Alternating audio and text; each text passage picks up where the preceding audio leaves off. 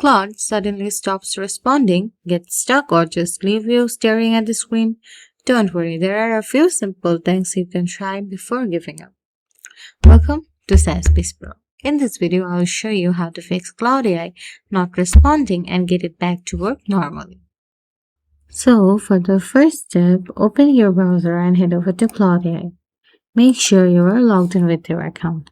Now, from here, refresh the page once and wait while it's refreshing, and go to the bottom right and see if you are connected with your internet or not. As I am already connected with the internet and it's running totally fine. And for the next step, click on the three dot icon at the very top. From here, click on delete browsing data. Select the timeline to all time and click on the cookies and cache other files and the cache images file. Then select delete data. This will refresh all your history and others, and you'll be connected with all the things you were connecting by refreshing all at a time. Now you have to wait while it's deleting all the cookies and cache files. Yeah, it is deleted and I'm totally good to go. Now, if the problem is not solved yet, click on the extension icon at the very top. Click on manage extension. Here, try to turn on and off all the extension toggles to see which extension is causing problem.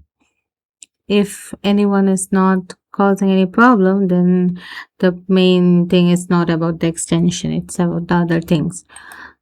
You have to also see that if there is any status